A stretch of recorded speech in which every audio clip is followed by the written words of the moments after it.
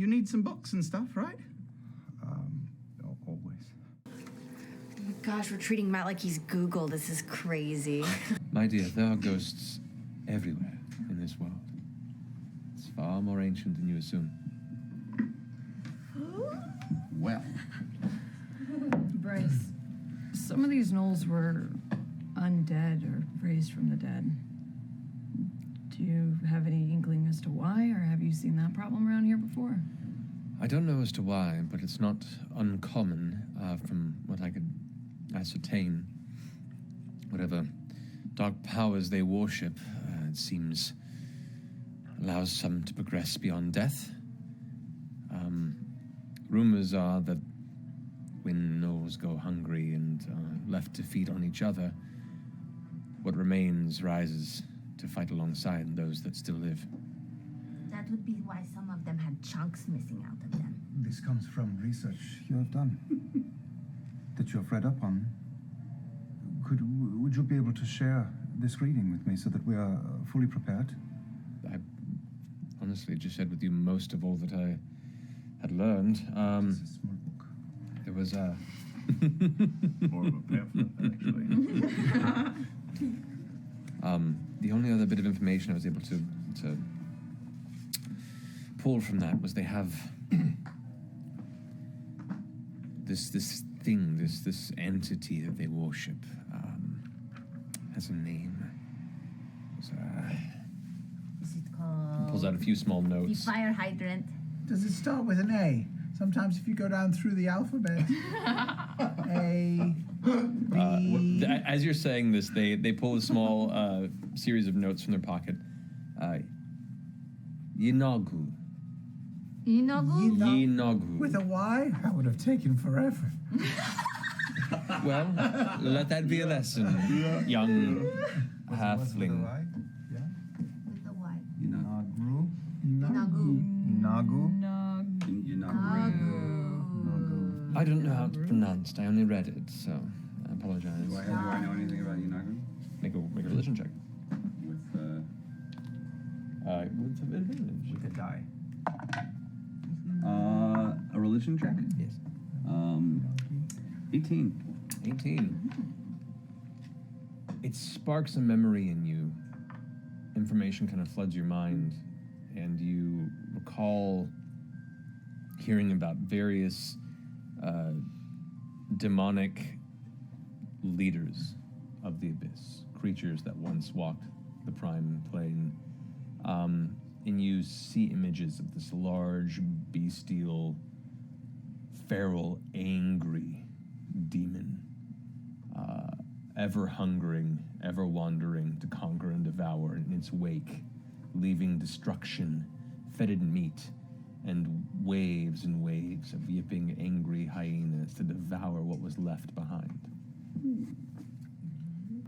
Caleb, I'll buy you some porn. Okay, that's good to know. Okay. And you're reading through the book? Read the book. Oh yeah, I have the Tusk's Love too.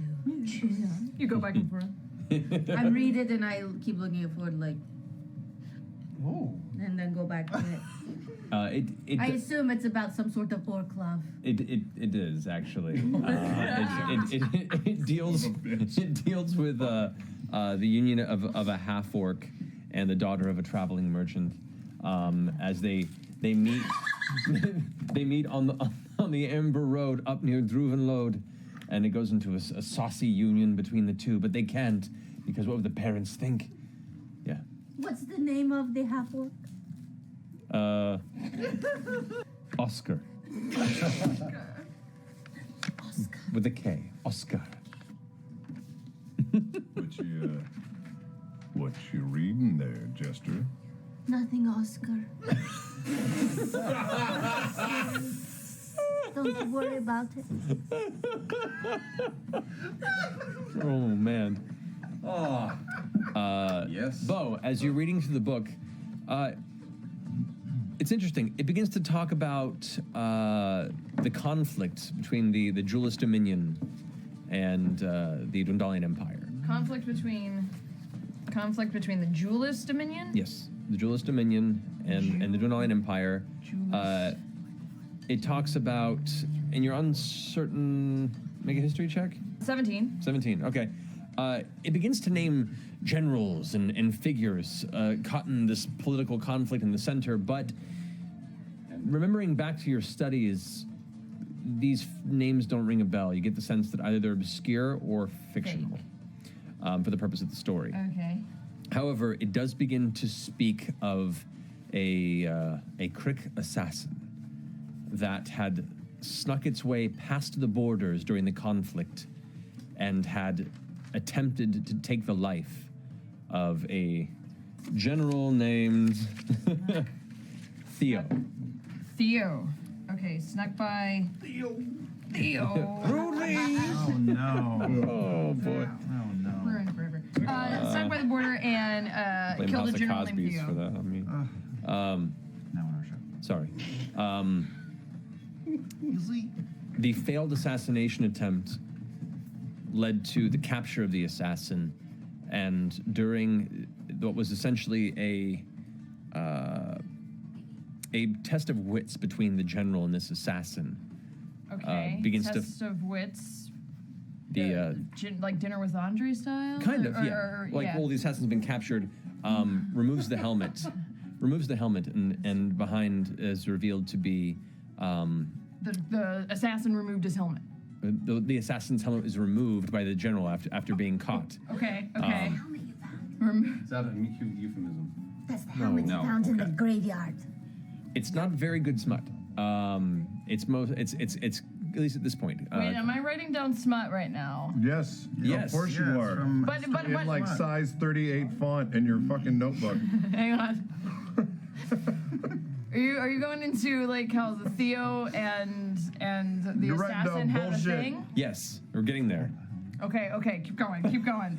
I'm into it though. This is important. This has to be important. Sure. Does it?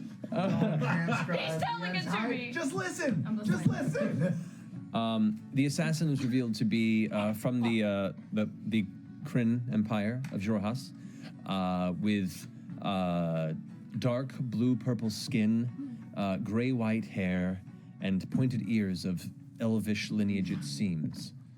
Okay. No, leave it alone. Stop. There's no He's a dark elf, Stop it. right? Or a She drow. is. Oh, she's it's a drow. a female dark elf. The armor, which is described to be chitinous and almost organic in its design, though metal, you learn a little bit, and it goes into a discussion of the term Crick. The term Crick is actually kind of a slur against the people that come from the Jorhasian side of Wildmount. It's short for cricket, and it's because supposedly when the Kryn armies charge, there are charge into battle. There are designed holes and tubes in the armor that it sounds like a flock of crickets rushing into battle. Sick. That's cool. It's meant as an intimidation tactic. It's like this kind of high-pitched screaming cricket wow. chirp that just rushes in. And so that's where the term Crick comes from. But it is used in a derogatory fashion towards individuals that live within the Empire of Jorhas and Kryn. But the book begins to talk about them kind of dueling wits and finding common ground and then getting angry at each other and murderous, and then it turns into this like torrid love affair and this very kind of Anthony Cleopatra kind of feel to it. But it's very dry. It's an older book, and it doesn't match some of the imaginatory flair of some of the other smut that you had briefly perused as you were walking in the bookstore earlier. But you glean a little bit of information, should this be accurate at all, of kind of some of the relationships or dynamics of the Empire and the Jorhasian folk that live beyond the border. Would I be able to discern where the assassin entered into the city? No, in it doesn't. time? It doesn't go into. It's not a detailed historical book Right. that It's like. not like by the third lamppost. No. Remove this brick. Okay. Cool. And all the words on the page that previously made no sense suddenly shift, go out of focus, and then come back into focus in a language that you can't understand, and it is Draconic. Awesome. Fancy. Reading through briefly, and it is scribblings, and it is disjointed and broken in places, but taking a moment to kind of look through, You get the sense this is the journal of somebody named Sif Duthar. Sif Duthar. Don't write that down. Why? Because only I know it. Gonna write it down. Yeah, well, Sif, S-I-F-F, Sif. The thing is, Duthar. he probably won't ever tell us. He'll tell me. The pages, And then he'll tell the us. ramblings speak of a coming war. They talk about foolish pawns who follow their gods to annihilation. They speak of the armies of Gordranas washing over the land, and pauper and kings alike being saved not at all, and being placed on a pike and held like a banner into battle, regardless of who they are. They speak of the weakness of flesh, and the need to endure beyond the paltry life shell that we're given. Talks about experiments with refugees, finding if the soul is bound to the flesh in any form, be it ice or ash. It speaks of an obsession with avoiding the eternal hunger of the crawling king, he who tunnels beneath the world and will find him. Oh boy. No. This seems like beyond our level stuff. Is there an audiobook version of this? It speaks of a bounty hunter who had infiltrated this sanctum after Sif. And while it cost Sif his legs, His legs? the hunter was burned in the brazier flames of erasure. A trophy shall be taken and displayed as a warning. It's a fucking sword! It's a fucking sword! From there, it grows more and more manic. The scrawlings taking you a moment, even with the spell, to kind of focus and make it out. Speaking on quaking within the earth around that shakes the surrounding hills and darken the sky. The betrayer gods come. The power of man must remain. The arcane gifts must bypass their punishment. Show them that they are not above their creations.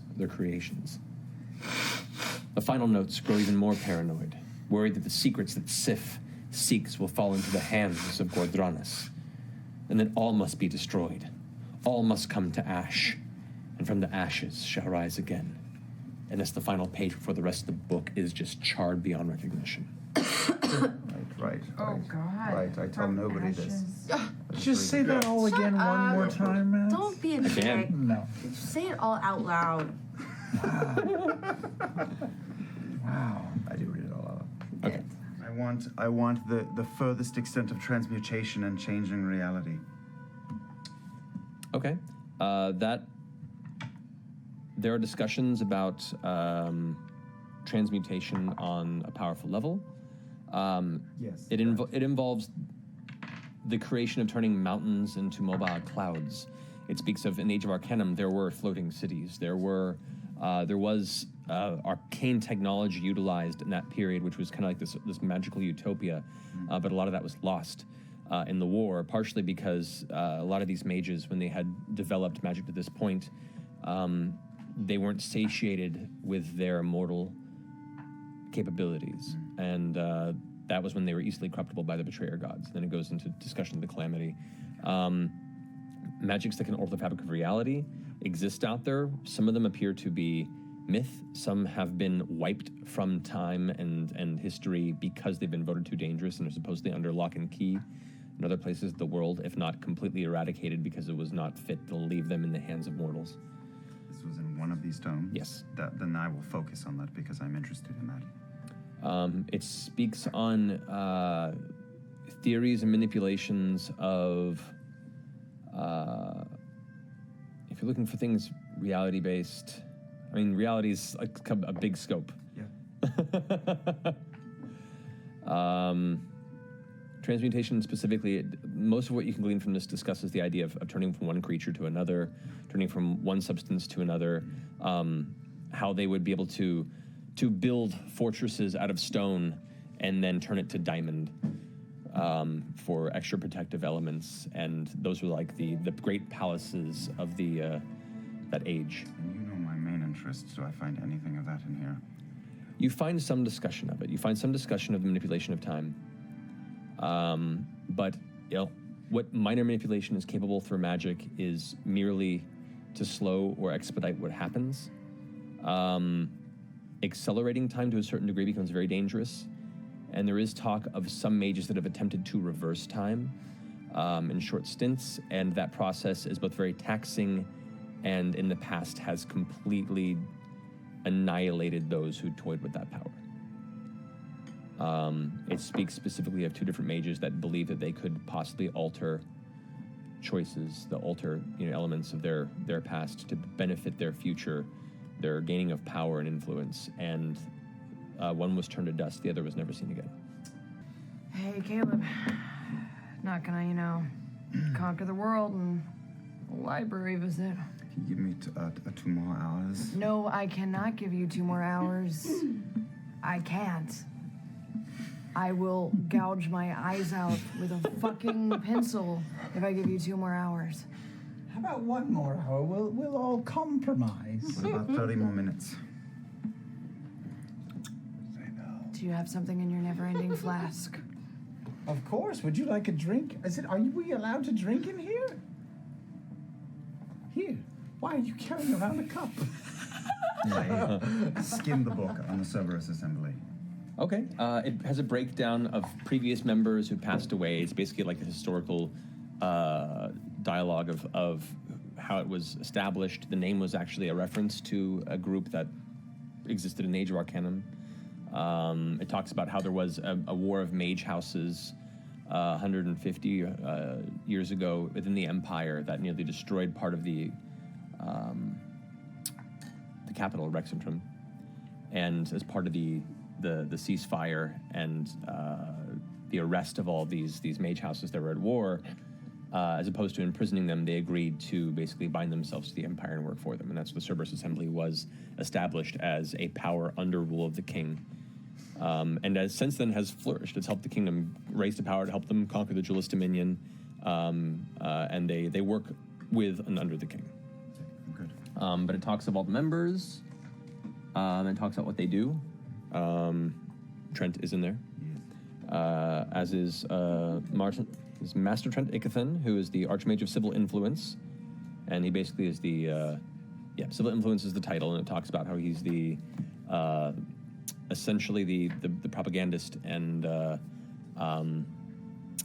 constructor of the face of the Empire in upper echelon circles.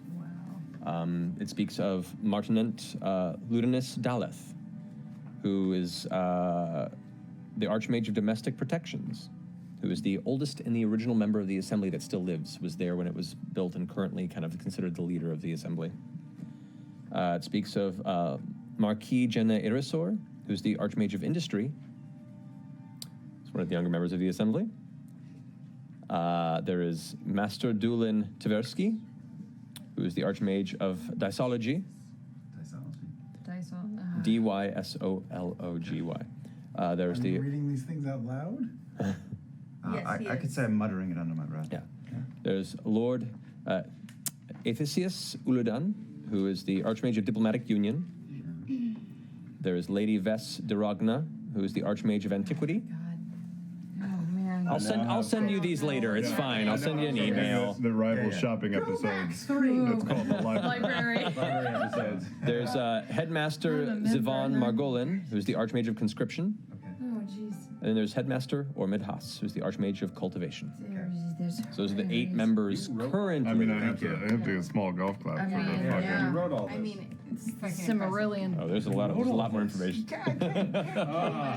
Caleb, when you were muttering there, did you say Dolan Tversky? Dulan. Not Dolan. Similar name. There's nothing in this. You handed it back. I thought there was I going to be didn't know something in it.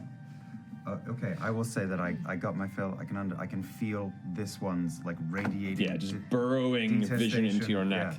So I want to stay for 17 more hours, but I'm ready to go. Well, Like a tea set? like were you ever used in the rituals with these balls? Kind of. Not ones involving this bowl, but other rituals.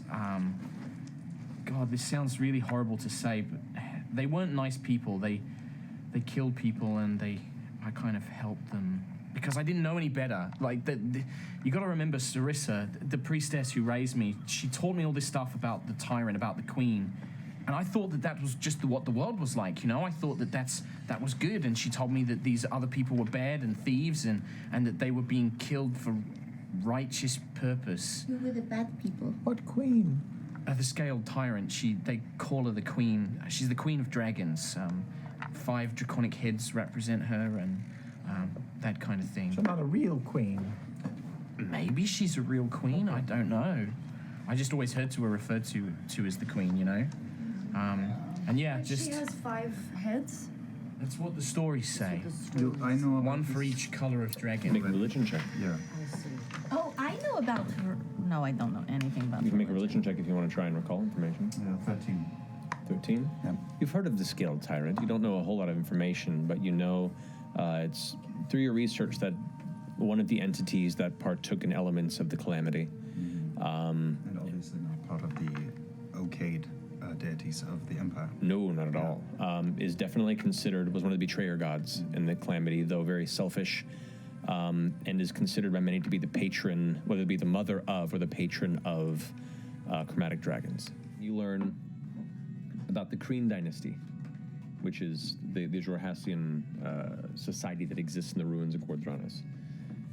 So you know that most of them were Drow, Dark Elf, from what you've heard and the ones you've interacted with. Now, the Drow were brethren alongside all elves in the past history until their minds were corrupted and swayed by the terrible silver tongue of Lolth, the Spider Queen, one of the betrayer gods. Under her will, they became deceptive, cruel, and violent. And when the betrayer gods were defeated and banished during the calamity and the divergence that separated the mortal realm from the gods that once threatened to destroy it entirely, the Drow returned to their subterranean cities to rebuild their power far from the burning light of day. Now, much of the recent studies into current Drow society across Exandria speak of growing paranoia and madness that's kind of seeping in with what seems to be the believed influence of Tharizdun, the Chained Oblivion, seeming, whether it be by proximity of remnants of his power deep beneath the surface that have grown close to these societies, but there's whispers and research that say that some of these dark elf societies are being driven slowly mad by this influence. Strangely, what studies you've been able to find that talk about penetrating the Kryn Dynasty's intense boundaries? I fucking looked at you immediately, Laura, because I knew where it was going. You see... You see, you know it too. That means you looked at me because you knew. Of course. As soon as I read the word, and I was like, without fail. Pray to the great god. We missed you. We missed you. But for those who were able to move past the boundaries to research more of what little is known of the Kryn Dynasty, there is little in iconography under Lolth Tharizdun. And what remains of that is ancient and crumbling and largely ignored by the society. Do I find any mention of these beacons? He mentioned beacons, plural, and reincarnation or multiple lives. There's nothing about beacons, nothing about reincarnation, but however, it does speak of the dynasty worshipping something other, something that is new and dangerous as far as the Cobalt Soul is concerned, with the little research they have. They refer to it as the Luxon, and seek to bring all under its burning banner. They've rallied to the surface of Graz'zt, casting the skies in eternal midnight that spreads with their dominion. They've begun taking the ravenous hordes of beastmen and terrors of the Jourraelian wastes and indoctrinate them under this new false god. You also learn that a number of people, mostly children of adolescent age, have been found abducted in the night by the Kryn on occasion, though the number has steeply grown this past generation, years after the first open conflicts with the Kryn began. And the last thing you discover is the leader of the dynasty is known as Empress Leylas Kryn. She is called an Umavi by them, though the word's meaning is unknown by current research. Accounts of the Empress speak of her as a powerful and dangerous warrior on the battlefield, and seemingly well over 600 years old or more, as records date back that far since she arrived in local history. That's what you've discovered about the Kryn Dynasty and Jourrael. Spend a day reading about that. I will spend every remaining day reading about. I was rushed the first time I came here, so I'm going to spend every day left reading about the weave of time and any mortal's attempts to control it. Make an investigation check.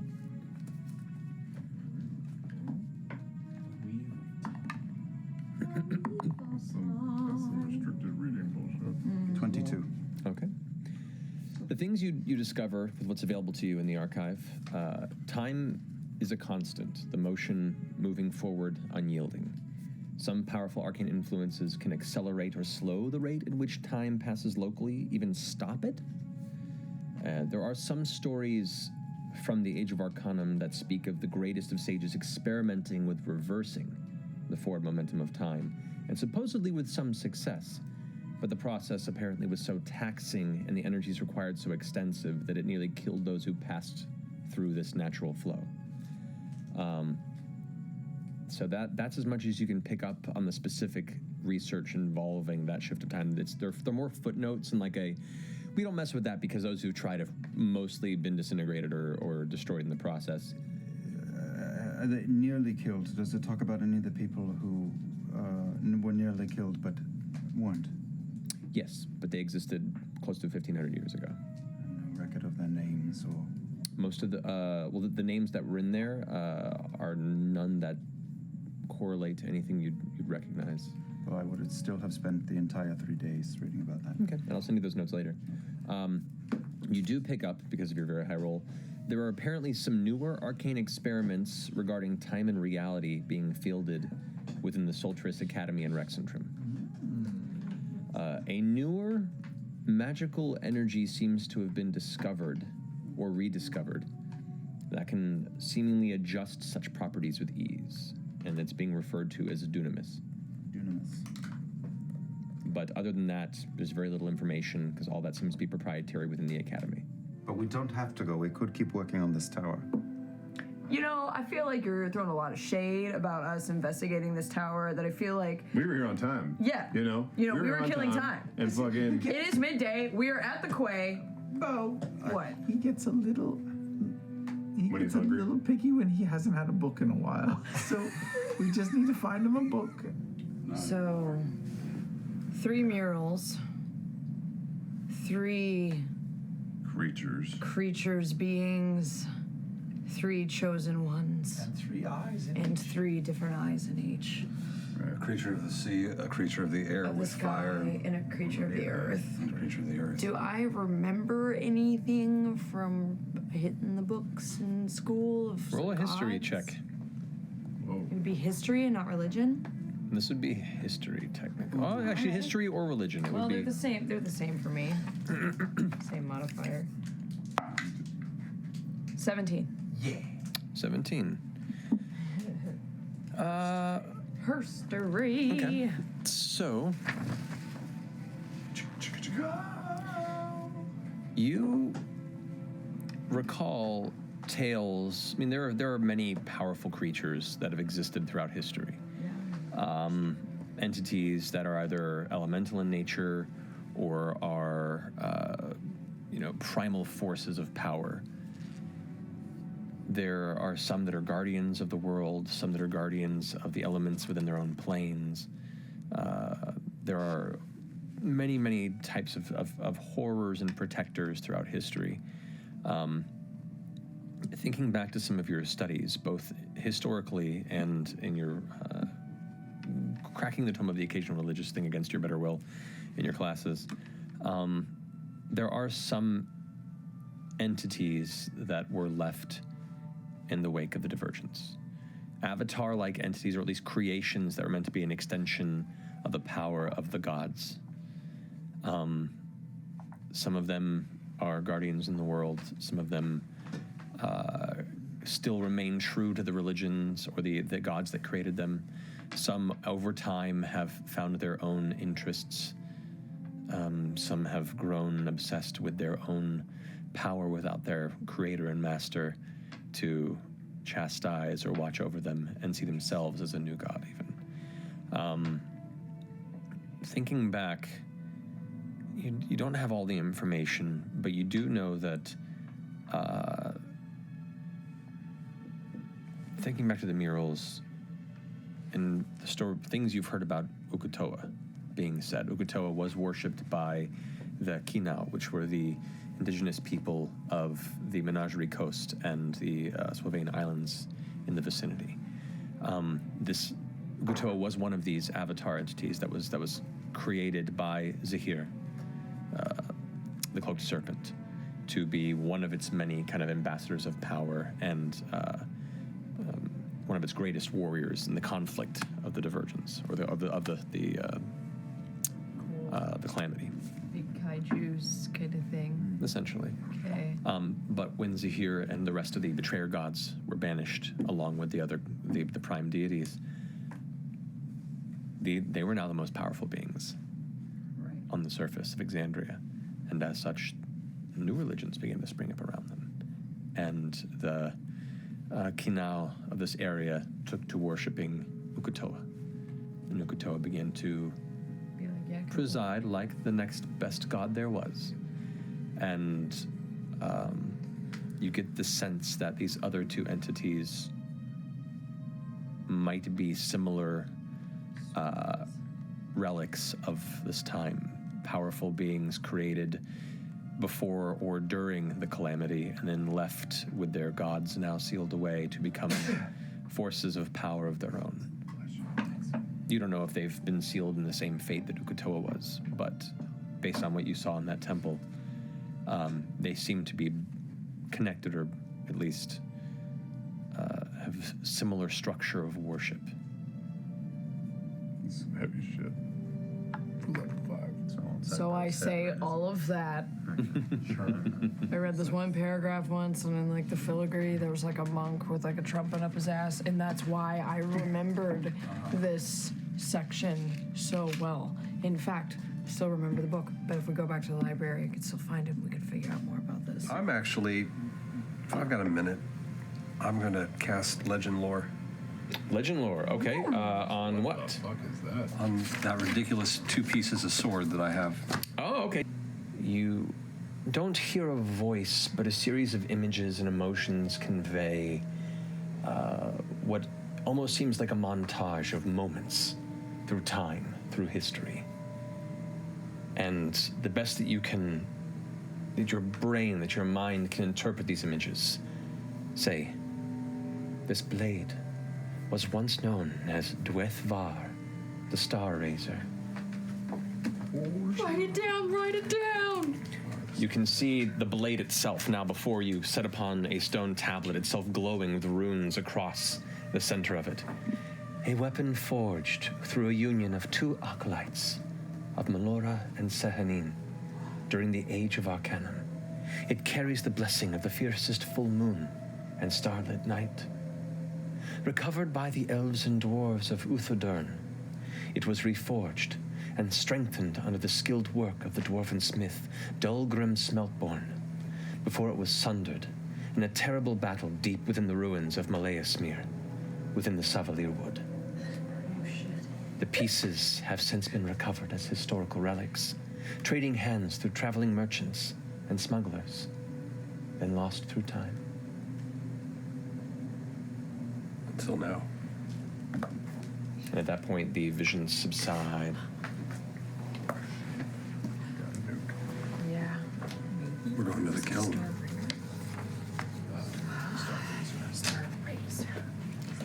Going to the kiln. Savalirwood. Elves of Uthadorn. The Savalirwood is the forest in which you grew up. Oh. In the Graying Wildlands. Oh. It's meant for you. I don't think it's meant for me. It's maybe meant for somebody else. All right. I am Oh no. an avid reader, and I don't want to force the issue. I don't want to be presumptuous, but I would love to read your writing. I don't know if you would consider loaning a book. It has been a while. Loaning, not so much, but if you're curious and you want to read some specific tidbits, maybe I can, make them available. Is it all your writing, or it's multiple? No. It's generations and generations. I'm just the current lore master. Oh, maybe Lore the keeper. oldest. Could I read the earlier parts? Sure. Yeah. perhaps. Right. Don't you have some books you could try? Are there any? Have you read everything that's or a lot of what's here? I have. I have a lot of time here. Really. Have you read anything about the Crawling King? All the tales of the calamity and the certain elements of his doings. There, Torag is the name of him. Big nasty fella, worm under the planet. It's a problem again at the moment. So that's not good. No. Certainly. Are you here as well, studying the moons? Absolutely. Are you a specialist? I am. Well, please tell me all about your mission here. I'm curious. Me too. Him too. Yeah, I'm primarily researching Ruidus, the smaller of our moons. So I'm Ruidus. Yes, you know. Yeah, so you do know that there are two moons of Exandria. There's Katha, which is the main moon. That's the one that's largely associated with the Moonweaver, and the bright one that was in the sky. And there's Ruidus, who's the secondary moon, which is kind of a dull brown color, is much smaller and further, and is like mostly not visible throughout most of the day, and usually only during certain points of night. So I'm hoping and working here with the Woodset auditors to see if there is some information that may have been recovered from the ruins of Malaismere. And so far it's been a lot of false leads, but I'm working on that. Anyway, what have you been looking for? What is your process? Please tell me anything. What was your name, by the way? I'm sorry. No. Archivist Demid Sunlash. Sunlash? Sunlash. Sunlash. Archivist Demid? Demid, yes. Demid? Kind of raised his glasses a bit. And he's got he's tiny. Like, even for a gnome, he's kind of slightly hunched in his shoulders and probably comes up to mid-thigh for you, Beauregard. Okay. Just kind of looking up at both of you. You said your focus was on Ruidus. Personally, yes. It's the one we know the least about. We know a bit more about Katha, actually. Understood, most do. It's mostly just folklore elements. There isn't a lot of specific study on it these days, which is why I find it such a fascinating subject. What have you found so far? Well, again, it's been a bit dry so far, hoping. I mean, the standard, beliefs of various cultures across Exandria, of it being an entity of ill omen, Right. Yeah, speaking of the ill omen thing, we've actually been trying to research the coalescence between the moon cycles and like beasts and fiends that happen, because maybe there's a correlation. Have you heard of anything? That is very possible. The moon cycles themselves are distinctly related to various entities, whether it be bestial curses or creatures themselves that are nocturnal. That come out by Katha's light to hunt. Demons. Demons. Now, there is a lot of interesting thoughts and ideas about Katha. Yeah. About Ruidus. Ruidus itself, some are believed to have been either a pre-creation, back when the elements themselves were consuming all of Exandria, but others believe may have not originally existed, may have been a creation by the betrayed gods, and was some sort of long-running mysterious plot that was cut short during the end of the calamity, and when they were banished away. That's what I'm certainly curious about. Do you think demons come from the moon? I don't. Some people do. Okay. You got a book on The Deities. The Deities. So it is a discussion of the wide pantheon of Exandria. It speaks loosely about the creation myth of the realm. It speaks of the tethered elements, on how these entities came to the planet and attempted to quell the elemental chaos that was roiling across the surface, and the elemental titans that resided here before the pantheon came, managing to separate and disperse them to their separate elemental planes and bring order in the beginning of life to the planet. It goes into the eventual betraying, what can be known as betrayer gods, and the creation of other entities that were just born out of the malice that began to find its way into the heart of those that were created in the life form of the initial pantheon. It goes into the discussion about the Age of Arcanum, in which the gods gave the gift of, first it was divine, through worship, the divine presence of magic, and then eventually the gift of the arcane, which is supposed to the lending of one's essence for magic. It taught them to create magic from within themselves. and then became the rise of the, for lack of a better term, the arrogance of certain mortal species and races, as well as cultures that began to see themselves as now equal to or above the gods that created them. We're starting to the Age of Arcanum, and you started kind of going a little numb getting through this portion of the process. And even then, the Age of Arcanum is a bit spotty. A lot of the information is still kind of lost with the Calamity, and it's, pieces of it are still being put together, and a lot of its theories and a lot of its different people's notes about it. Until it continues into the Calamity. And there have been multiple times in which the gods have warred and a lot of terrible destruction has been wrought, but the Calamity itself at the end of the Age of Arcanum was what was responsible for destroying most standing society. And those that survived, either by going underground or escaping, managed to begin the seeds of the current age. This was, over 800 years ago. It speaks of the Divine Gate. It speaks of the banishing of the Betrayer gods, the self-imposed banishment of the prime deities, the creation of the Divine Gate that separates any of them from transgressing onto the actual prime material plane of Exandria. And you finish, it takes you a few hours to finish this, and when it does, your head just like... Yeah, that's fair. Is that a lot to unpack, that one? Yeah, yes. I feel like most of this is stuff that some of you already know, but as an introduction, it's a bitch. You want to give me the 3-line pitch, a summary? What are the good bits? Yes, there were good gods and bad gods, and they fought, and there were ruined parts of the world, and littler things were left in its wake, and some were sealed away, and some remain. Right. There are planes and alternate dimensions, and I might need to sleep tonight, actually, to process all of this. OTTRS or no? Auditors. I'm sorry. I love it when the auditors put a rock on the chest and they bang. Yeah.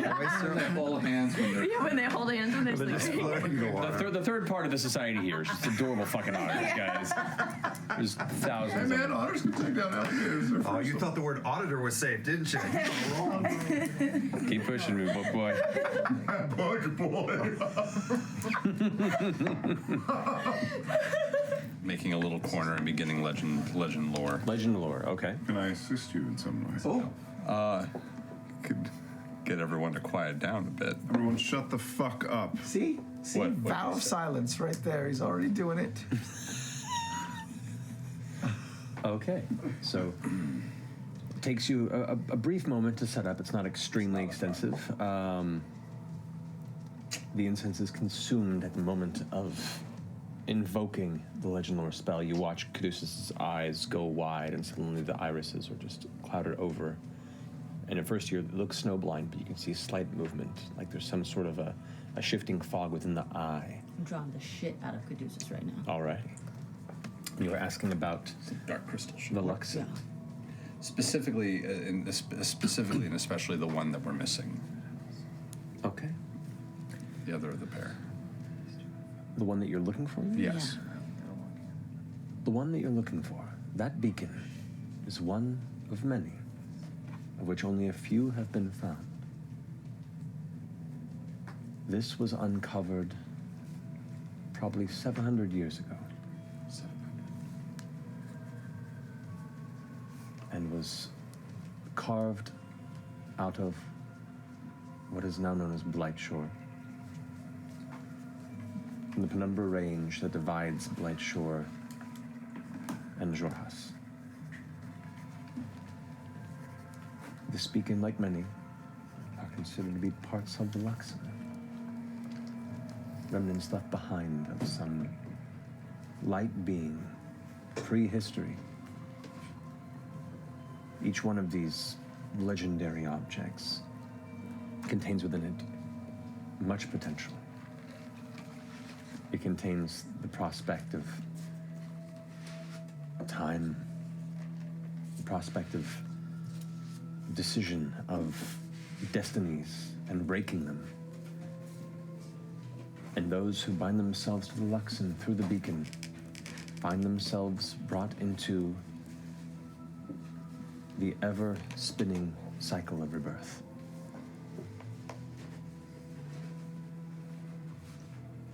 No stories of this particular object, of where it's been, who's been in contact with it? Many figures have been in contact with it. The Bright Queen, through 2 different lives. It has seen open worship on days of chosen sunlight, in which the nightfall is dispelled and the people of Rosohna and Jorhas bask in the sun.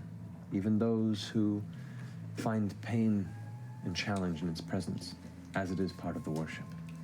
You've seen it grasped and ushered out in the night and given to figures who are not meant to hold it. How long ago, can I tell how long ago, how long it's been in other hands? I know. It's not really of legendary importance, I would say, no. Fair. You get brief images of just kind of the timeline that it is tumbled through, and that's about as much as you can grasp. Unfortunately, a lot of the information you kind of already knew, but that's okay. It's nice to have some confirmed timeline, and it's nice to have a location story. And we also know that there's more than 2. Yeah, we knew that already. I guess we did know that already. Fair. But and we also know where it was made. Right, Lightshorn? Lightshore in Jourrael. The Penumbra Range. Penumbra. The name of the mountain. the Penumbra Range is actually the mountain range on the eastern side of Jorhas. Have you bled more on that? Is a mountain there, or?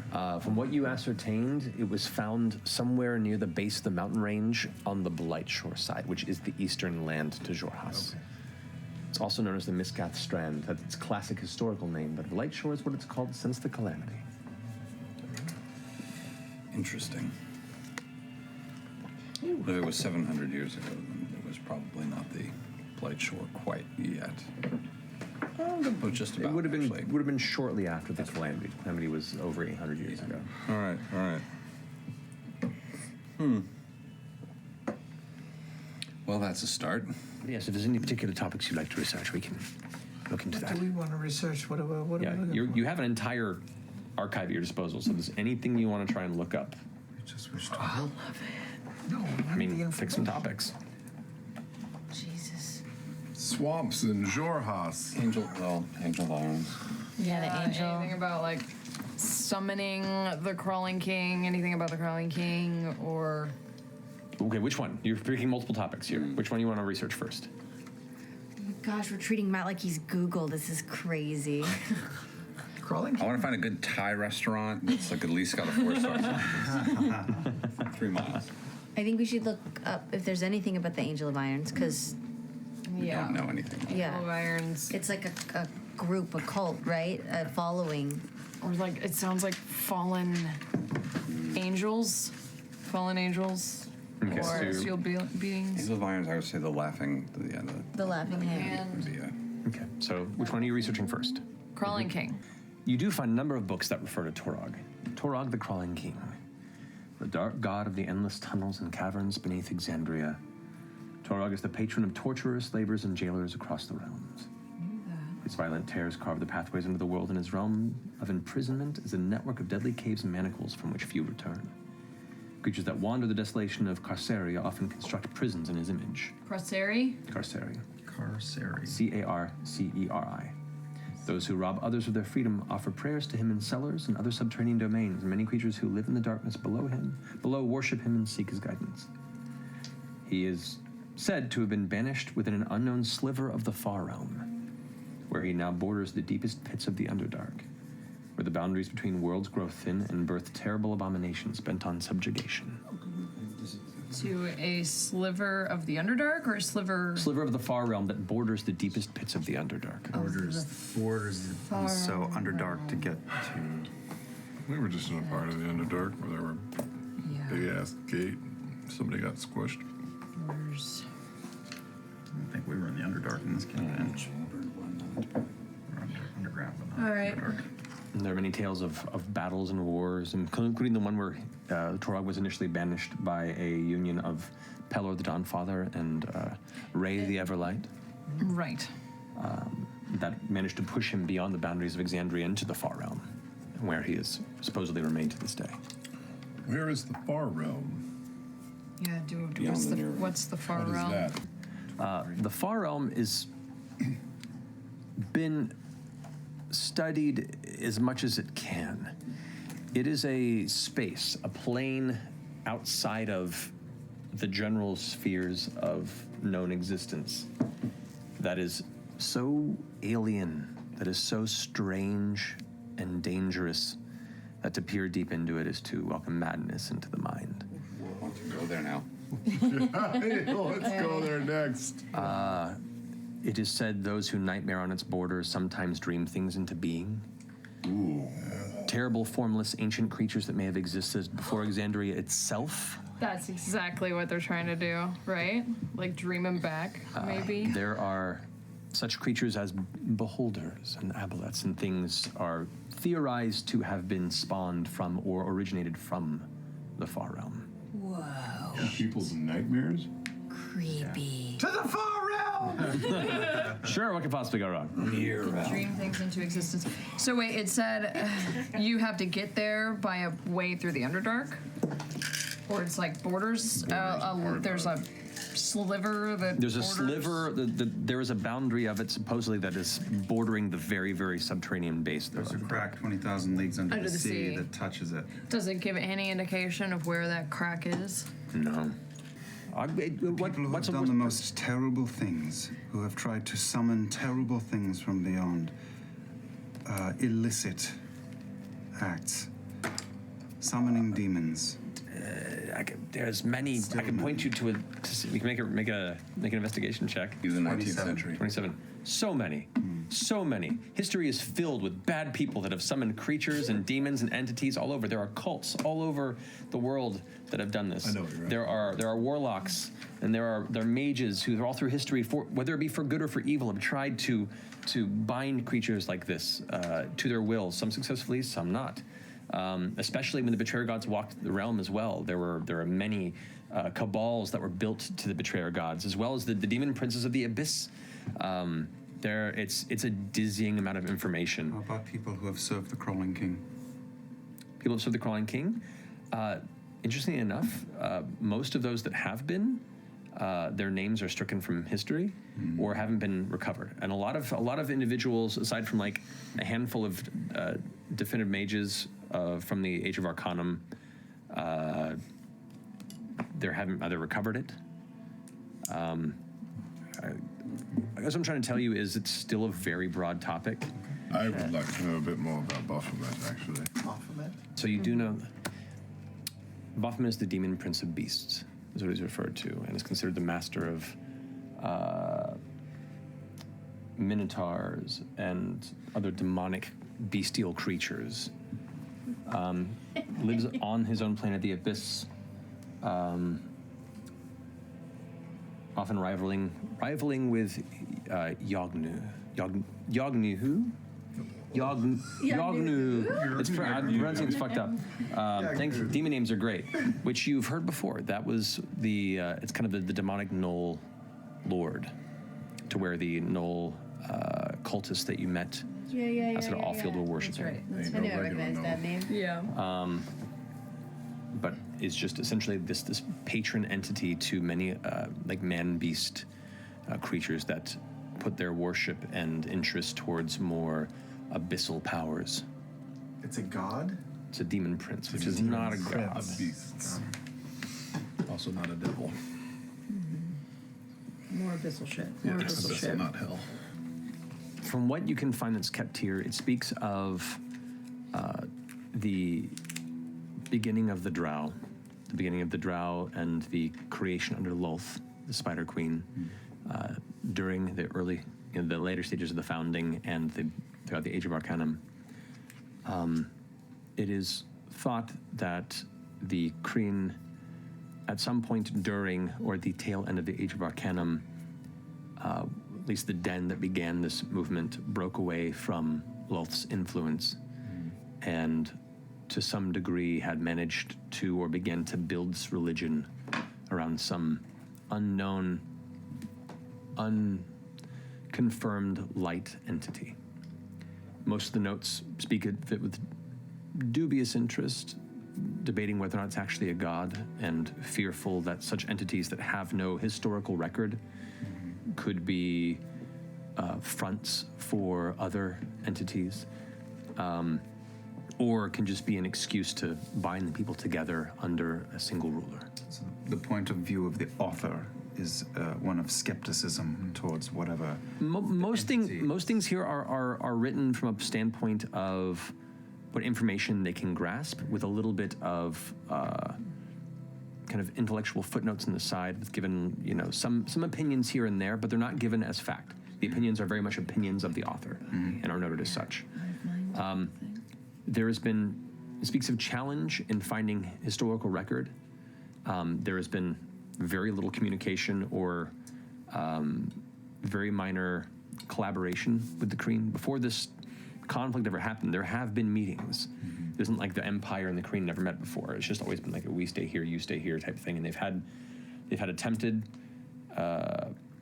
conversations and no peace talks. There's no war before, but there has definitely been conflict at the borders.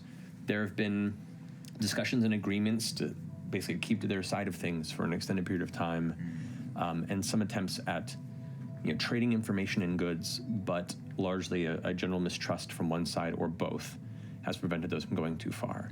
They appear to be very guarded about their religion to those they don't trust, but they do speak of the Luxon. They speak of some of these similar ideas of what you've been told before, of this light entity that supposedly existed before all gods and is like the one prime entity of which all other deities pale by comparison. It speaks of the conversations of Dunamancy, but only in the sense of people who've witnessed it, people who have seen the power that it has. And there are newer notes based on recent battles that have happened in fresher ink, and notes placed in some of the latter pages that speak on more examples of the terrifying power that it holds, the manipulation of gravity, of space, being able to fracture realities, and people talking about manipulation of time and momentum. As far as the religion goes, you don't learn that much more than what you already know.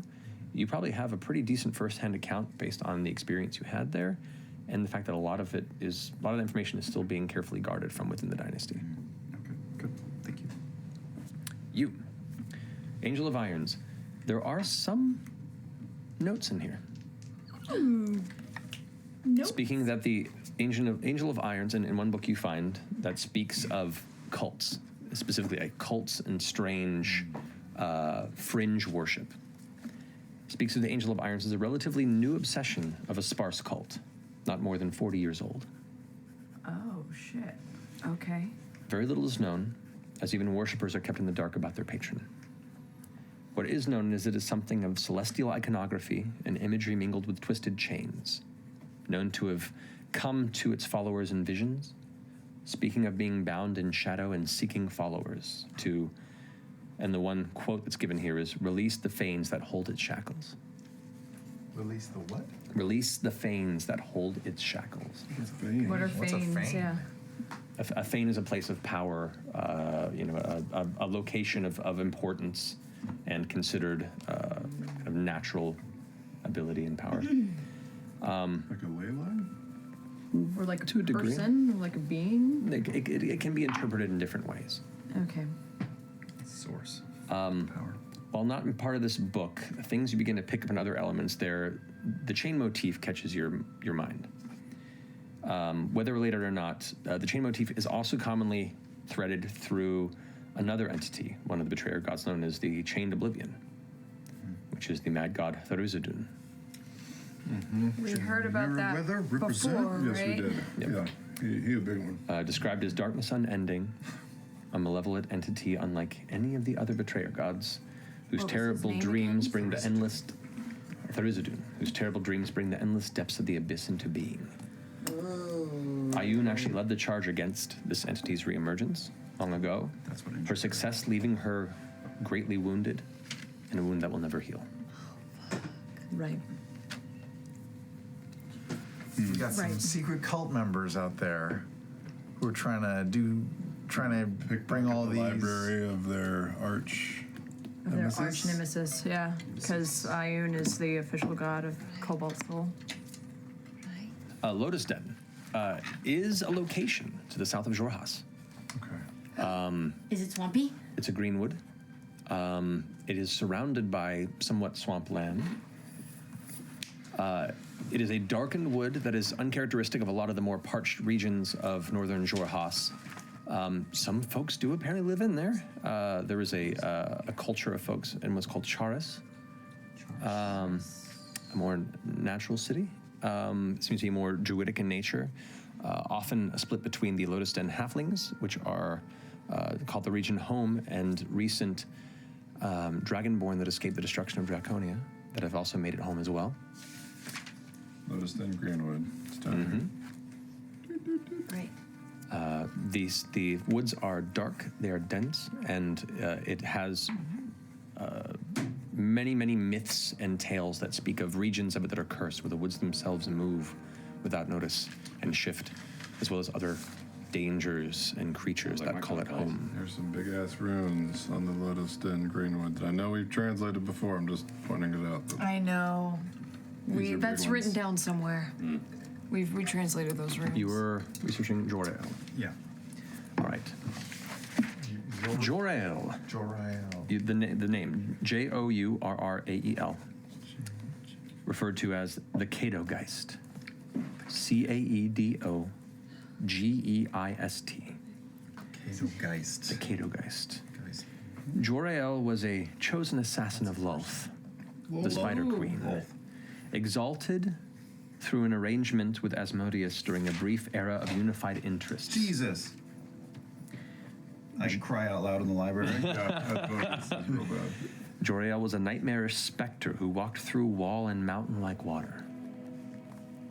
Known colloquially as the inevitable end, Jourrael could not be completely destroyed unless the contract of the agreement between Lolth and Asmodeus was destroyed.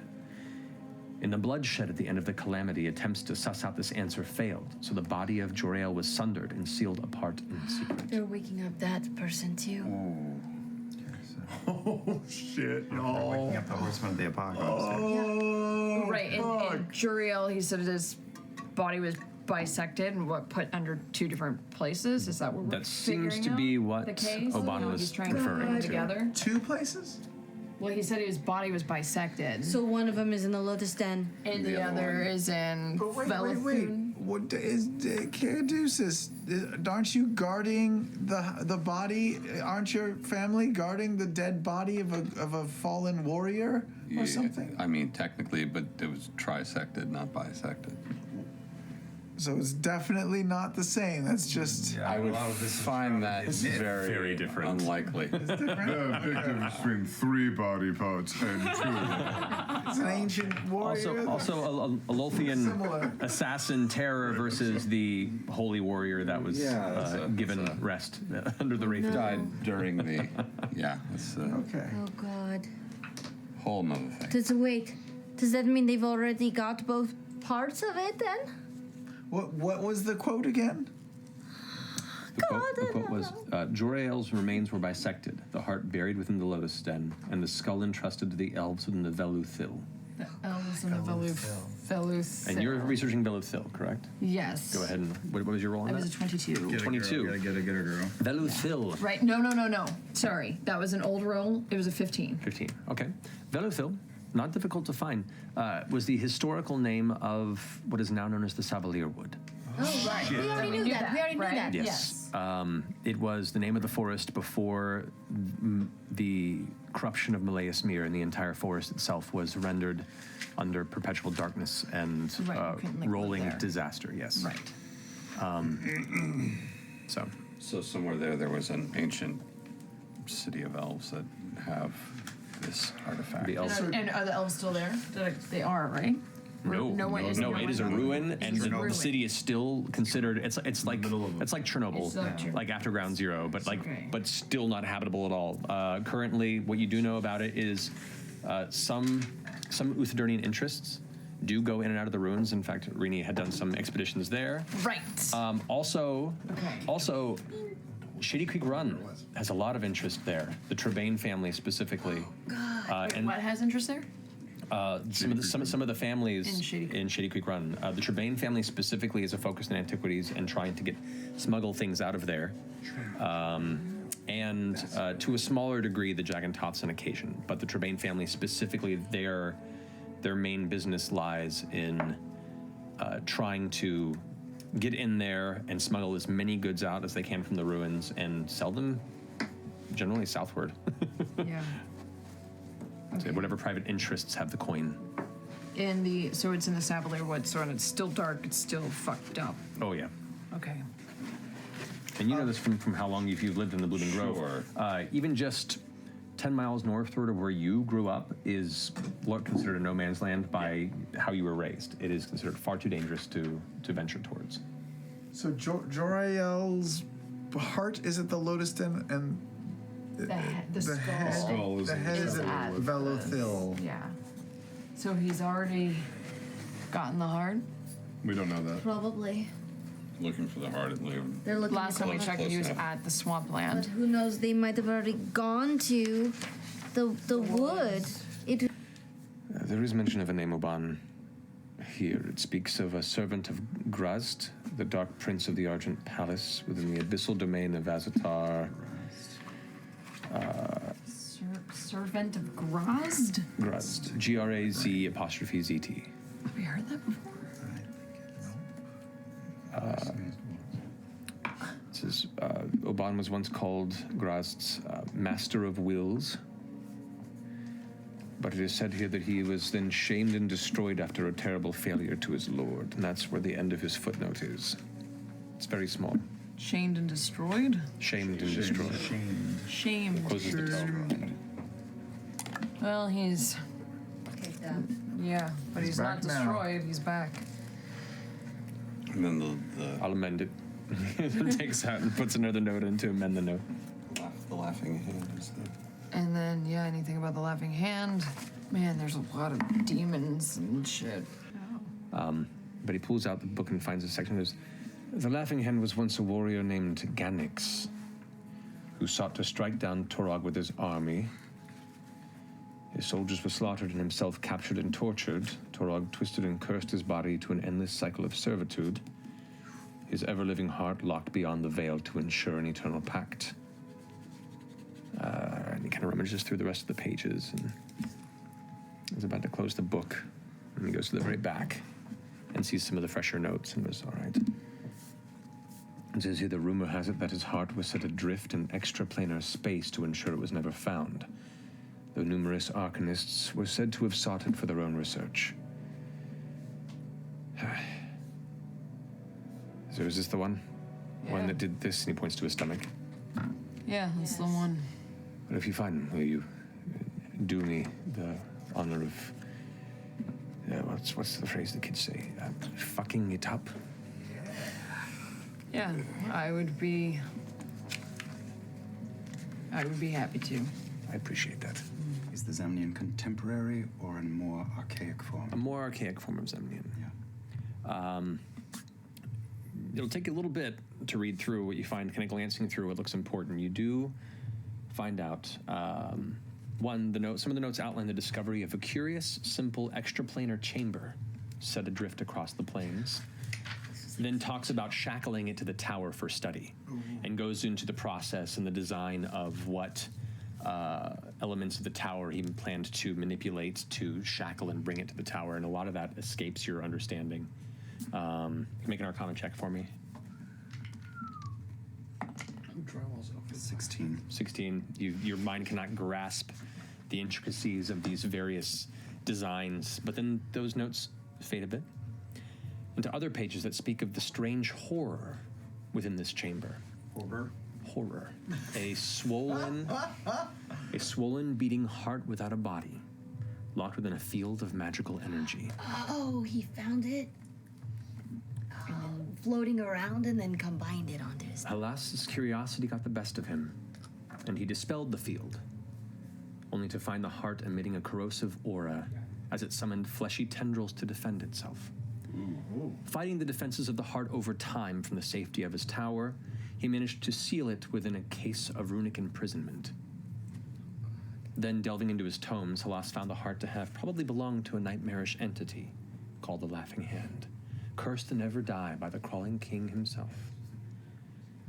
Side notes speak of Halas's joy in the warring gods keeping themselves distracted and a lack of interest in the fate of this Laughing Hand one way or the other.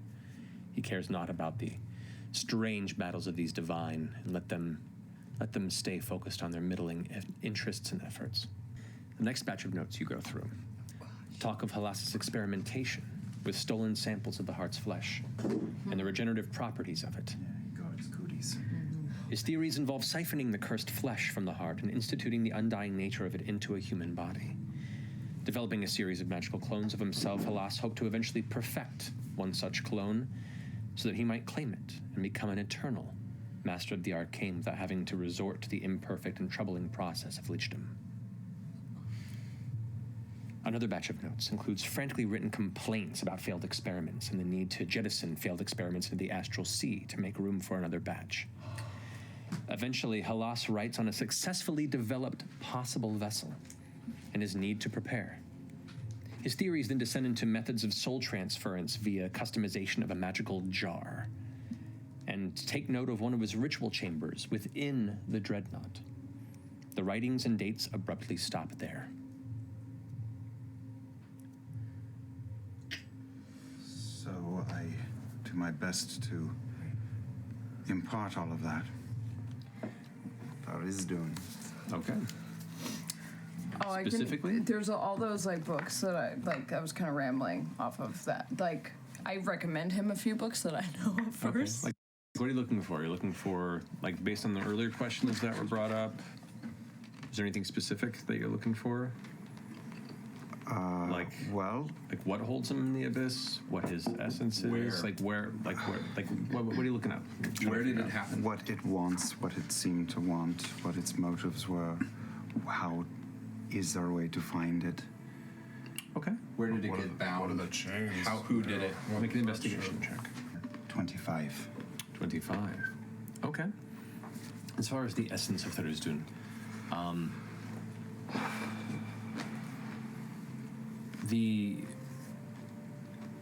the scribes who got close enough to record what they believe the closest there is to its intent were driven mad. So it speaks a lot of endless growth devouring. It's not a god, it is a world. It speaks of it being endless, black, inky, filled with teeth and malice, laughter, hatred. It just goes into all these kind of esoteric descriptions of something that isn't like a form. Like all the other betrayer gods, all the other entities in the pantheon that have different interpretations of how they're depicted in artwork and tapestries and tomes.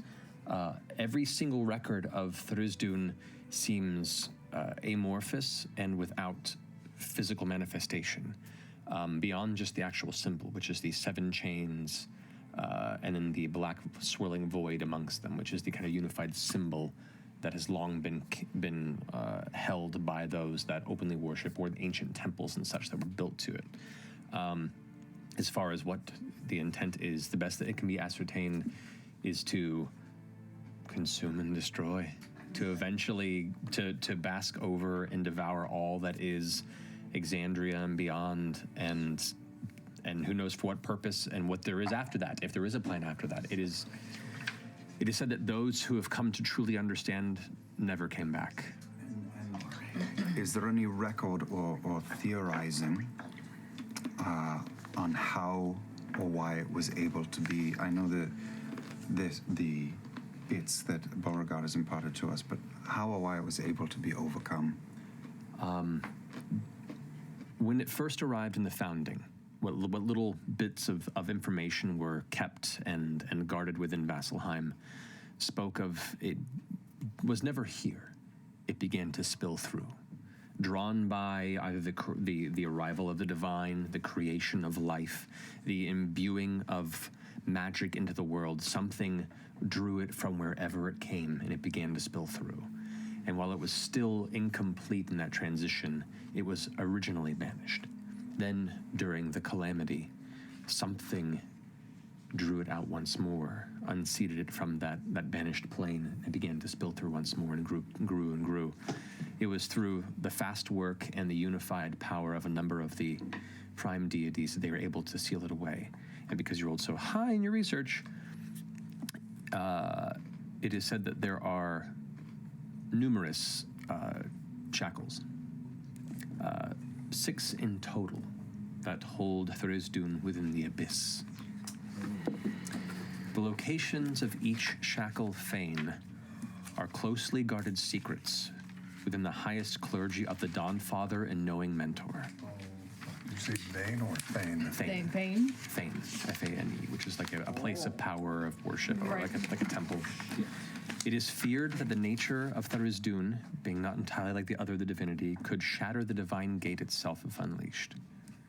And no one knows how few shackles must remain to keep it at bay. That's 31. Skidoo. I did a good one. Yeah. Good investigation Yeah, you did. roll. Yes, Pride's Call, you learn a lot of things. Pride's Call was one of the initial dwarven societies that joined the Dwendalian Empire as it began to expand out of Rexentrum. It was not conquered by any means. It was an agreement of mutual interest.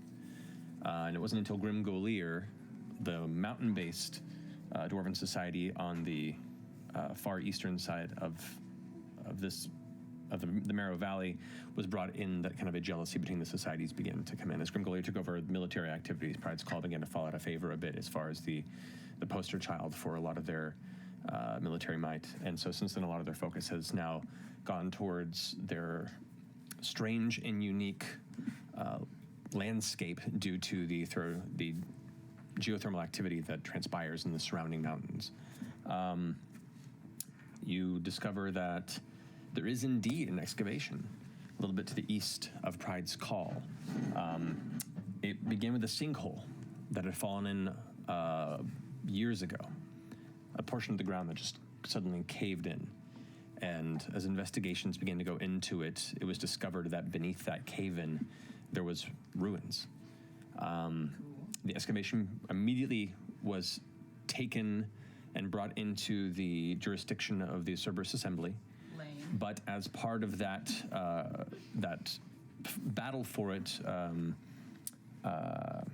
Udalafan, the High Curator of the library you're in, also sought for some control, and they managed to arrange with the king kind of a joint custody over the excavation, though the Cerberus Assembly having final say. So they're both kind of in this counterbalancing overlook of it. It's like a 49-51 split. Kind of, yeah. Okay. You also, you rolled high. It is believed since then that the ruins are from an Arcanum city called Shattengrad. We've heard of that. You may or may No? not have. I don't think so.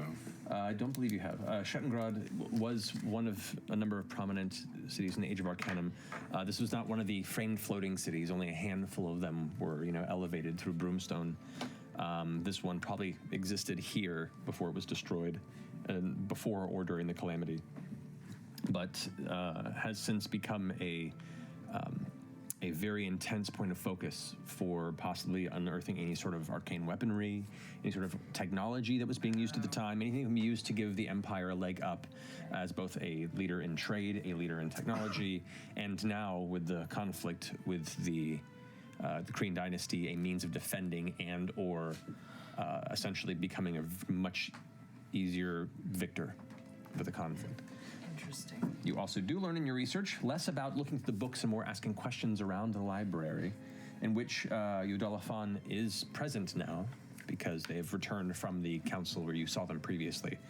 And probably speaking a bit with Udala, you'd uncover that there was indeed an object recovered from the ruins a few weeks back, described by some of the actual Cobalt Soul at the scene as a geometric shape pulsing with some strange dull power. Udala had already, and it's not like the beacon is unknown in these prominent circles. Like the beacons of the Kryn Dynasty aren't some guarded secret. It's part of their central religion. So for those that actually look into it and research, or are in places of, prominent cultural information sharing, the beacons are known. So this object is definitely confirmed as a beacon of the dynasty. Unfortunately, it was discovered by hired teams by the Assembly, and before it could be properly discussed, it was already claimed by the Assembly, and as such has not been seen since. But that does Go ahead. that does, it seemed to line up and confirm with some of the things that Ikathon had spoken about at the council. Does it have any confirmed dates? Any dates of the uncovery? It would have been 3 weeks. Uncovery? 3 weeks ago? 3 weeks ago. Oh. Okay. Wait, that tracks with... That does track with what he was saying. They weren't lying? But it means that there's another beacon still missing. It means that there is a third beacon that the Empire is aware of. Yeah, some in the Empire or all. Oh no, they stole the first. And there were second. There were two that were stolen originally. It seemed that were being held by the Assembly. One that you returned. One that is still at large. Which and the one that was found in this room. Right. So there's just one floating, and we have no information on. And the one that they showed us was accurate, time accurate, right? They said they found it a couple weeks ago. Yes. Yeah, right. But that's why But they were still totally shady and lying to us about the fact that they already had another. This was the first time I'd ever come across one. Yeah. It's not the blue one, but it looks like the other blue one. 14. 14. Most of the information that exists in this archive reinforces your existing knowledge of the Kryn Dynasty, their worship of the Luxon, and the beacons symbolizing parts of the Luxon when it initially dispersed itself throughout the world to help kind of, bring light and energy to a once cold ball of rock. The number of beacons is unknown, from what you can tell. You have no information, nothing that seems to point to any sort of number or total. The only thing you do know is that they're searching. The Kryn Dynasty is always looking for more. Okay. It's part of their religious directive to find and gather the beacons. Okay. When we saw that second beacon, did it look like the first one almost identically close? Pretty close. Slightest differences, though? Slight differences. Like the shape could be a little bit smaller or a little bit larger. Like the handles on it, are they the same? The handles are different because the handles are constructed to be a holding device for it. So depending on who is crafting it, those that were that you had seen that were taken from the Dynasty all had a very similar filigree and kind of outer element to it. The one that you saw that was being held by Trent beneath the sanatorium had similar metallic wrappings to it, but they didn't have the same kind of Kryn design to it. 25. 25. Okay. Looking through the archaeological records that currently reside under the scope of the Cobalt Soul, dealing with any pre-calamity, Arcanum digs, ruins, even some mentions of things off-site, like, Isilra and other excavations that have happened. Nothing catches your eye of any previously excavated beacons. Talk about many relics and, something called the Vestiges of Divergence and something referring to, like relic tech, almost like the magical artifacts on a larger scale that were created by some of these older kind of mage-based mageocracies that ruled during the Age of Arcanum, that waged war against each other and some of them against divinity itself. But in those regards, none of the excavations and any of the relics that have been categorized, that have been studied, that have been made record of, resemble what was recently found in Shattenrod. And how many years back did I go? Was I able to go? Well, the Empire's only been around for maybe 3 centuries total. So, a little longer, I think, actually. But you can go back as far as maybe 2.5 centuries, 250 years. So in 250 years, one has been found in the Empire. Correct. And there are no records from the Cobalt Soul for other continents here of the archaeological digs? The one things that you've read there, don't mention anything of the object you're seeking. In like the other ones? Nope. All right. Okay. Fucking nothing in 250 years. Just the one. What about you? I don't know. I haven't rolled yet. What are you researching? I want to look through the histories of the Age of Arcanum specifically for any unexplained things found, anything related to astronomy, meteorites, things falling from the sky, things that even then, and this is long ago, so it's a long shot, but things even they did not understand. Certainly, go ahead and make an investigation check.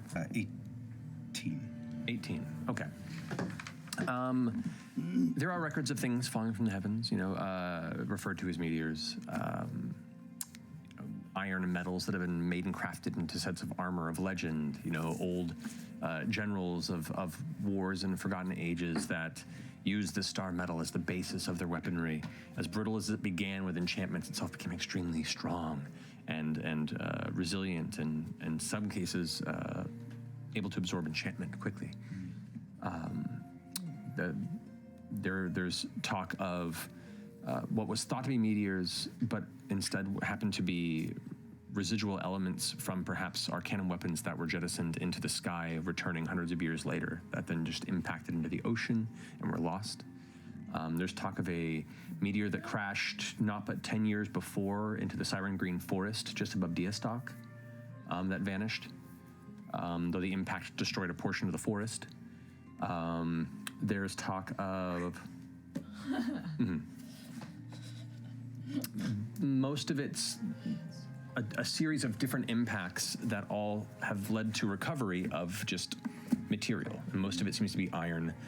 Some of them are various odd metals, and a handful of them have been very odd metals that have been since grabbed by whatever group or political faction was in charge of that recovery process, and then the records either vanished based on who they were sold to. There are some records of them, supposedly some of these recovered meteors going up on auction in different auction houses. So as the auction house in Port de Mali twice in the past century, such rare odd metals that have been recovered from some of these impacts have. Many people believe, there is a prominent belief, superstitious as it is largely considered, that most of these meteors that do come through in meteor showers themselves are parts of Ruidus, the distant moon, breaking apart and making their way towards the planet. Some believe because it's decaying and just showering its decay upon the planet in clumps. Others believe it's supposedly like distant warrior spirits that themselves are returning to the planet after being lost on the battlefield. There's all sorts of strange religious phenomenon based around this celestial activity when it does occur. Lots of strange things, but not really what I'm digging Not what you're looking for, yeah. Okay. 7. You get a little lost in your research as you come upon what are drawn studies on the human body, in which the musculature, and there's a lot of just nude drawings in there. I bring those to the table. And so you get kind of distracted for a while. You do eventually find one book that is a very simple study on prominent and easily found use of tarot cards, largely based around the Moonweaver. And you sit down and you open the book, and with the cards sprawled out, and you start going from chapter to chapter, and none of the cards are the same as the ones you found in the book. I can add to this if you like. Yeah, go for it. There is specifically when dealing with oracle cards. There, do you mind if I add a little canon? Go for it. Oracle cards. Just keep in mind she rolled a 7. Oracle cards vary from region to region and religion to religion. They tend to have unique properties depending on what culture and what god is being worshipped, of how they're developed and how they're built. Moonweaver cards specifically, while there is a kind of a general build, the Moonweaver encourages creativity and deceit. So Moonweaver decks tend to be all over the fucking map. And this is this is a This is Moonweaver. definitely a Moonweaver deck. Yeah. And to that point, and correct me if I'm wrong, a number of the cards in the deck that you have are blank. Yep. How many? There's a collection of them that you've noticed, and then there's kind of off, like just sort of on the edge. There's a bunch that look like they're kind of old and fucked up and hard to even read anymore. And then there's another collection of them that are just have a couple little sketches that were just seem like they were stopped, and then a whole bunch of blank ones that are just ready to be filled. You get the sense that this was an ongoing art project, and that this was not a bot deck, but a made one. Oh my gosh. Yeah. Oh, Jester just starts crying. Oh. Because she's realizing, I mean, that's amazing. She's looking at Molly's art. Yeah, there's a, yeah. It's not as good as your art. No, but it's so good. And I can finish some of it. Yeah, those little black cards could use happy beans. Well, obviously somebody's going to get dealt the happy bean. Oh no. This just keeps getting worse. Okay, well then, okay. There are like the only obvious card since you rolled a 4 would be the moon card, which is I rolled a 7. Thank you. okay. So inevitably there's always a moon card. There's also, each card is built so that there's a word at the bottom and a word at the top, so that when you flip it, there's a word at the bottom and then it's a new Okay, word. so it's a different. So each card can be 2. Each card can be 2, and Okay. the moon is a beautiful large moon in a night sky over this kind of a crystal clear lake. And when you turn it over, it's called the mirror. And when you look in the reflection of the moon in the lake, there are 2 moons. Like balls. And one smaller reddish purplish moon behind, like sitting right behind the big normal white moon, which is not actually in the sky in the moon card. It's just a single moon. So for your half day of research into this, you spend half of it looking through naked pictures of people sketched It's a good day. and the other half learn nothing about tarot cards beyond just with his help. You do find some books specifically about strange occultism. All right. And what are referred to as what would be the phrase? It would be rural hearsay of neo religions and folklore. Okay. In which it does. It takes you 4 hours to get through. This is all you get. Yeah. But you acquire information that the traveler is essentially a rumored figure that has begun to show up in rural areas very selectively. There's all the notes, and you do notice, because you are an insightful individual, that the ink that is written about the traveler is very fresh compared to the rest of the book. To be fair, so I know for sure. And most of it speaks of worry of it being either some sort of devil masquerading as an entity, discussion of it being a mass hallucination, of it being just a person who is convincing people of itself and it's just a big illusion. So what you end up finding is a record of somewhat, I'd say known, but at least spoken about soothsayers and hermits that kind of fits similar to the realm of what you're looking for. Within the region of the Marrow Valley. There's a number of them. There's some that are up north. There's some that kind of wander through the Sirios Mountains, like on the Menagerie Coast side. There's talking of one hermit that lives like way out in the Menagerie Coast. This kind of like female protector of the island creatures. All these different unique stories and stuff. There's 2 that you find that are local to the kind of the area you're looking in the Marrow Valley. One is Isharnai, the Prism Sage. Isharnai, the Prism Sage. Do I dare ask you to spell that? Isharnai. Ishtar. The prison sage? The prison sage.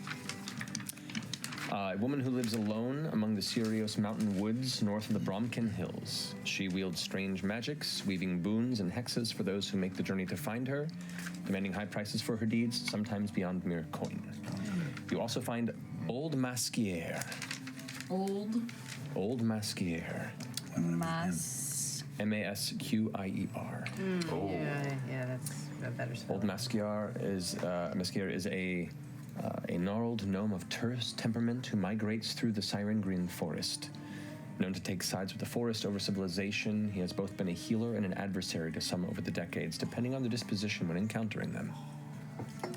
That's a That's man? a gnome? A gnomish man? Yes. That sounds like not the right term. What was his name? Old Masquier. Old Masquier. Masquier. Don't mess with anybody with a Q in their name. Correct. Common sense.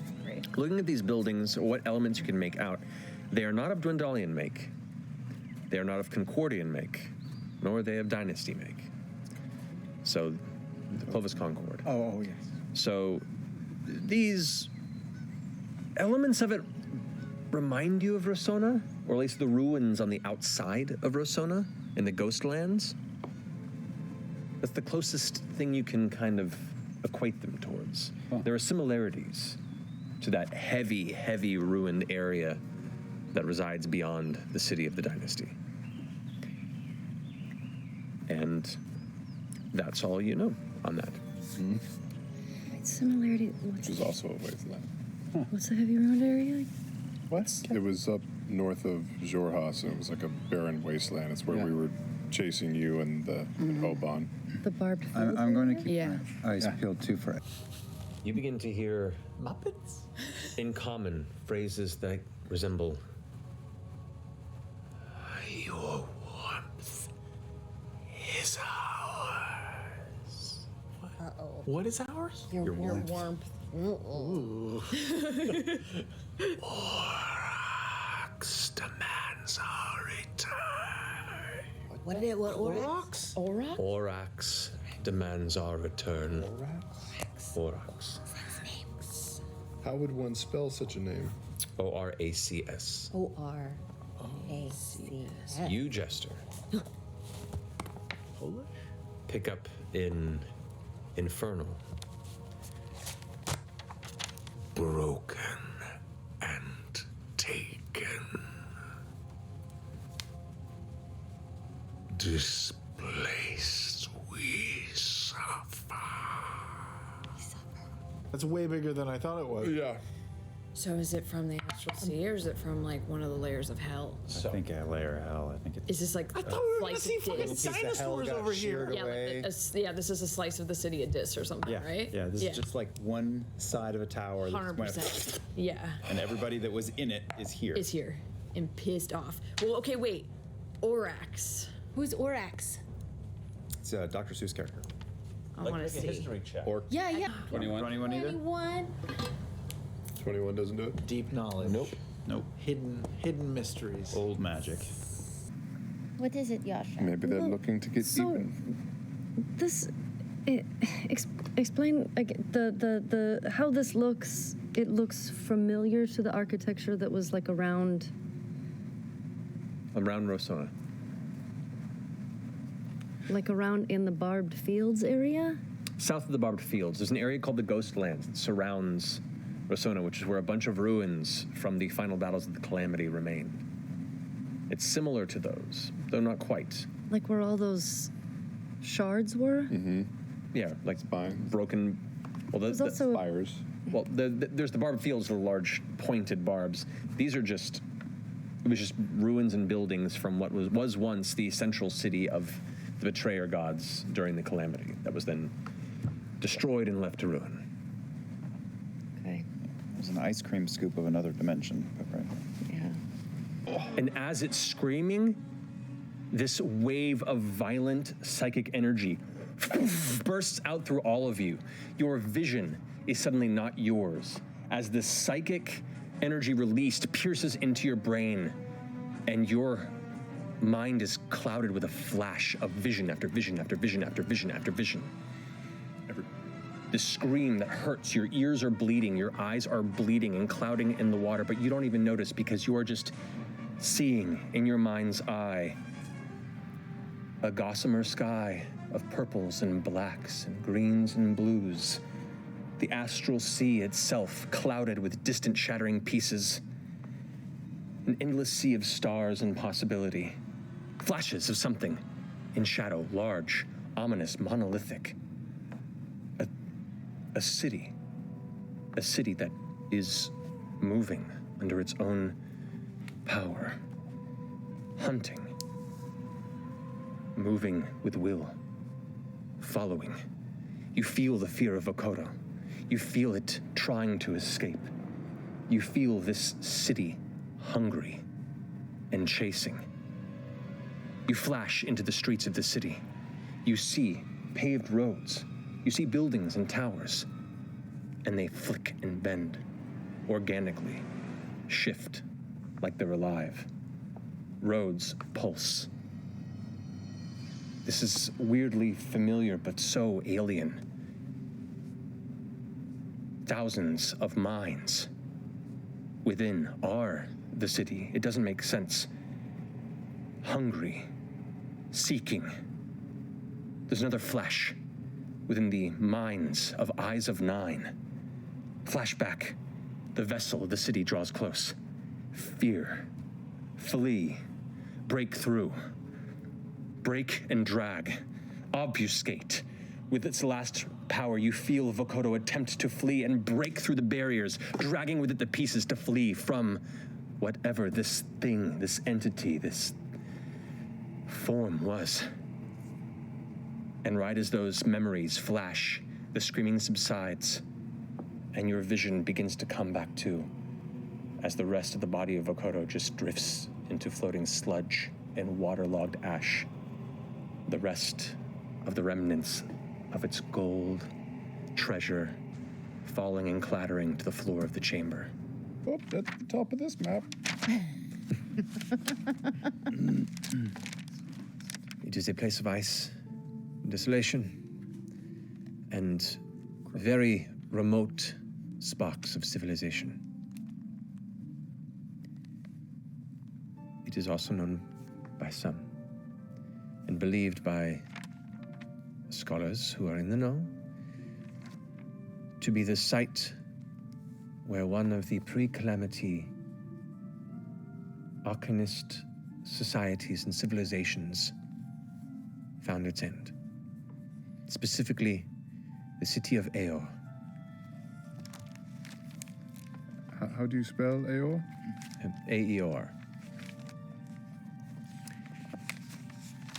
This was a society that had advanced the immortal extent of Arcanist research to believe they had discovered a way to eradicate divinity in its entirety. What? This is at least what the records say. And had wished to construct weapons, or a weapon, that would be capable of perhaps even killing a god. And for a brief moment in time,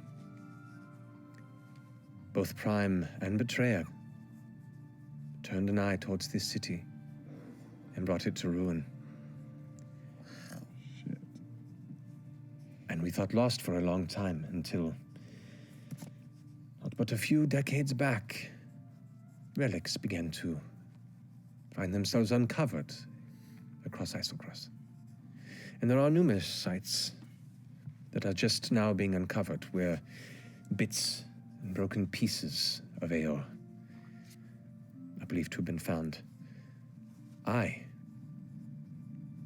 know of a location, an excavation in the middle of Forin, the largest and central island of Isocross, where the bulk of Aor's ruins still remain frozen and lost beneath the surface.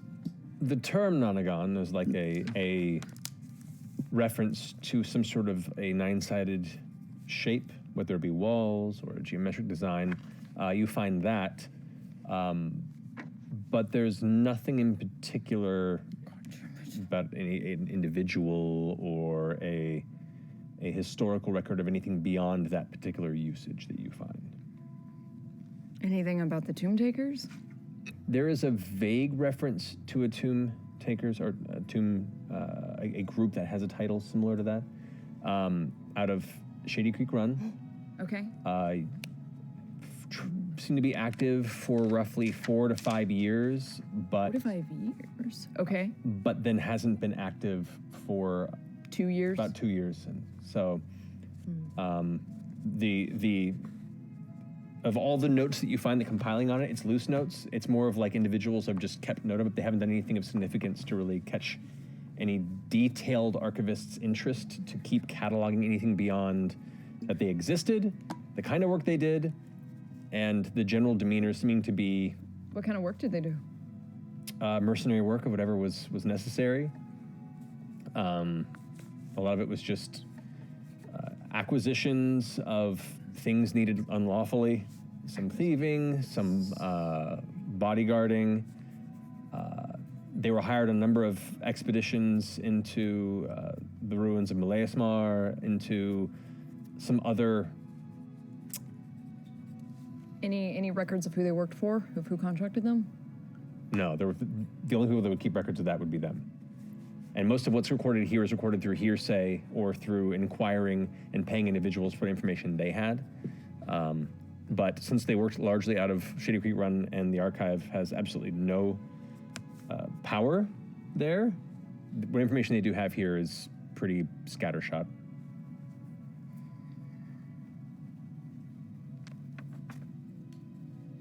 I think Vesteragna hired them.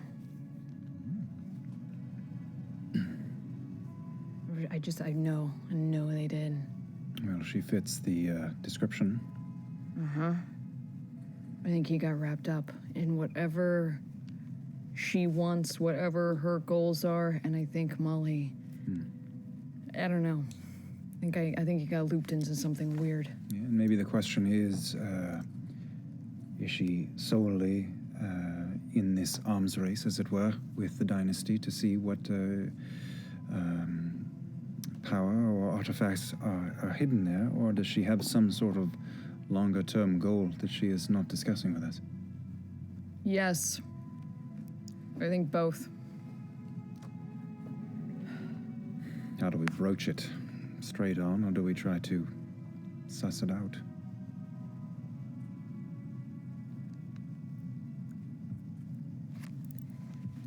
I'm thinking of something that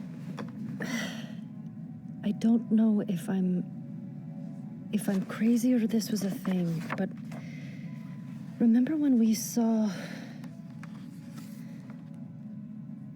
I think we were talking to Kree because my notes are kind of weird.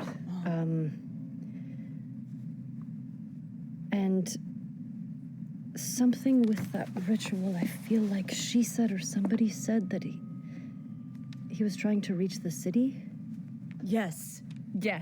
So, and then what I have in my notes, and I start like frantically pointing at my notes, Yasha, that the ritual, it went wrong.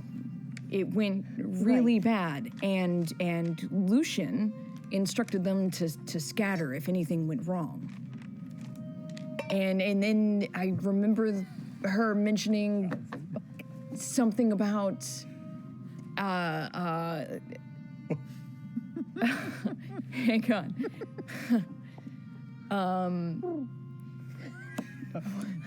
Sounds like keep going. It's good. You're doing great. You're doing great. Shit. I lost my train of thought. Everyone was going to scatter if things went wrong. Things went wrong. Things went bad, and that they were running from a spell slinger from, from the capital. Oh. Who wanted the book. What book? They had a book, some sort of you're right, you're not there. What book? That was probably what they used for the ritual? The rituals, yes. Whatever ritual book. It went wrong. These two motherfuckers, right? and she was coming after him. They ran from it, whatever it was. They were talking about running from a book, and then Molly said something about you don't want to mess with that book. It only brought me trouble. And he was trying to dissuade Kree from reaching out to all of their former contacts. Because Kree was also like, oh, we can still reach out to like all of our old buddies, and Molly was like, nah, because Molly didn't want anything to do with any of that shit.